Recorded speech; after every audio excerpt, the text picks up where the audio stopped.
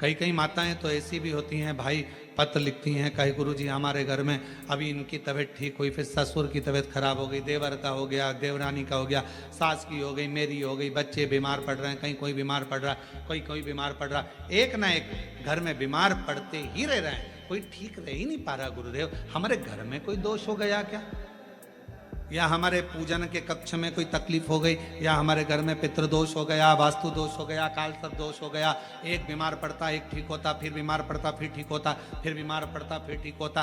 शिव महापुराण की कथा कह रही है, शंकर भगवान का चरित्र कह रहा है। सावन के महीने में प्रदोष का जो दिन आए, 2 प्रदोष श्रावण के महीने के 2 प्रदोष पड़ेंगे, किसी भी प्रदोष पर एक पीपल के पत्ते पर कनेर का पुष्प अपने घर के अंदर रख लीजिए प्रदोष के एक दिन पहले, और प्रदोष वाले दिन उसको बहते हुए पानी में डाल दीजिए।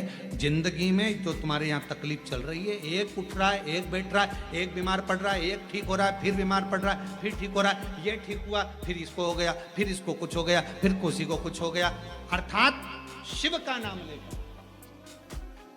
और फिर ही ध्यान देना, इस क्रम को करने के लिए आपको तुम रुकेश्वर महादेव का नाम लेना पड़ेगा। कौन से महादेव का नाम बोलना है? तुम रुकेश्वर महादेव, जिन्होंने भगवान शंकर की विरल भक्ति को धारण करा। एक शिव और एक गुरु, 2 वाणी पर अगर भरोसा निश्चित है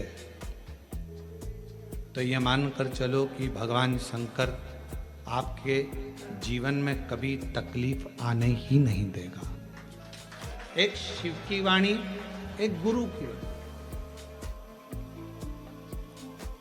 पर कभी कभी ऐसा योग बन जाता है, एक बार नंदी के सम्मुख में कैलाश धाम पर भगवान शंकर विराजमान थे, नेत्र बंद थे, साधना में डूबे हुए थे।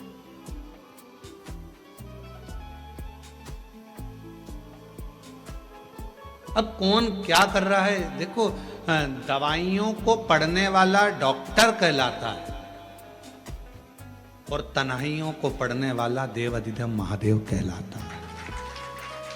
जो दवाइयां पढ़ ले वो डॉक्टर है, दवाई पढ़ लेगा डॉक्टर, दवाइयां अपने हिसाब से दे देगा डॉक्टर, पर तुम्हारी भीतर की जो तन्हाई है, तुम्हारे भीतर का जो दर्द है, तुम्हारे भीतर की जो तकलीफें हैं, दुख है, कष्ट है, किससे कहो।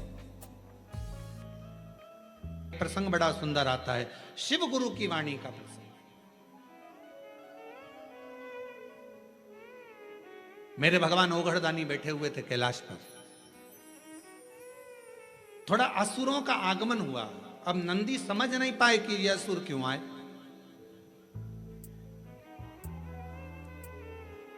कोई व्यक्ति 2-4 बार यदि तुम्हारे दरवाजे पर आ जाता है, कोई रिश्तेदार बार बार फोन लगाता है, बार बार तुम्हारे दरवाजे पर आता है, तो तुमको तुम्हारे घर की पत्नियों जरा बहुत चतुर होती, तुरंत कह देती बार बार क्यों आ रहा है ये, इतने साल से तो कभी नहीं आया, ये बार बार क्यों आ रहा है। धर्म पत्नियां बड़ा एकदम तुरंत सोच लेती, तुरंत आखिर बात क्या। पर पति उनको समझाते हैं, तेरे को क्या करना, आन देना, दिक्कत क्या है,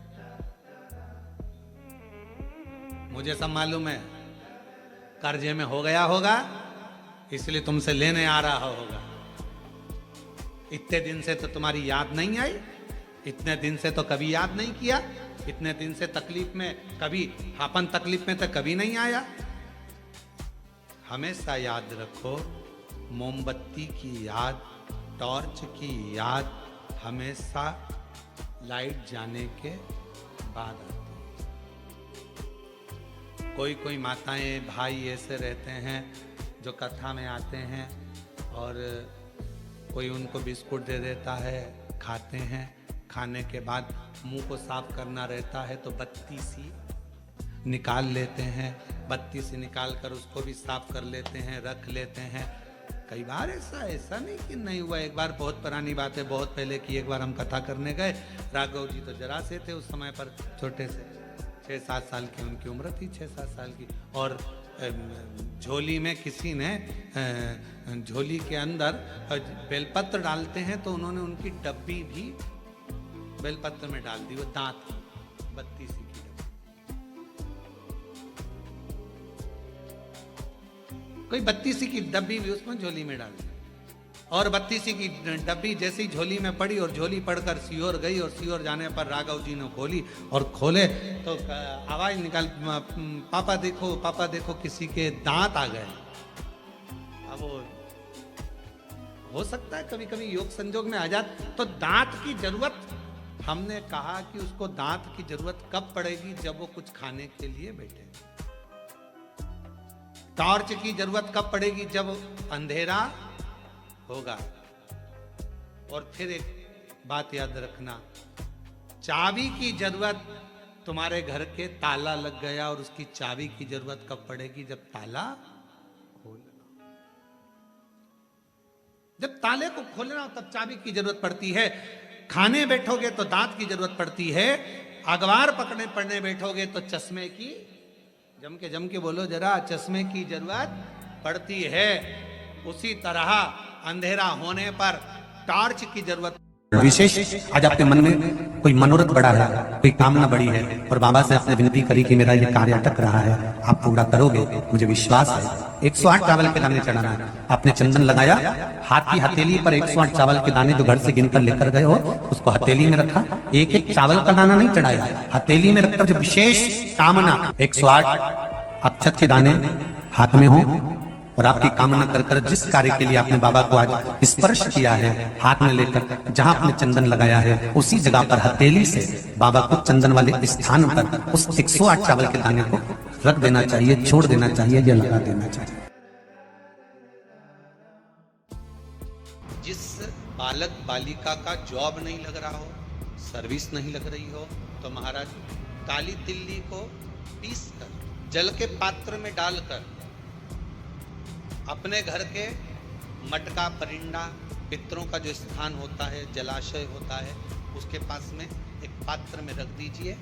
बेलपत्री या बट का पेड़ या पीपल का पेड़, इस वृक्ष के नीचे एक रात्रि तक रखे रहने के बाद में दूसरे दिन अपनी कामना करता है, जिनका जॉब नहीं लग रहा, सर्विस नहीं लग रही, नौकरी नहीं लग रही, या कहीं उलझने उत्पन्न हो रही है, उस व्यक्ति को हाथ में ले जाकर उस पात्र का जल, 3 वृक्ष, पहला बेलपत्री का, दूसरा पीपल का, तीसरा बट का, ये 3 पितरों के तुल्य, इन 3 में से किसी भी वृक्ष के नीचे उस काली तिल के जल को समर्पित कर दीजिए महाराज।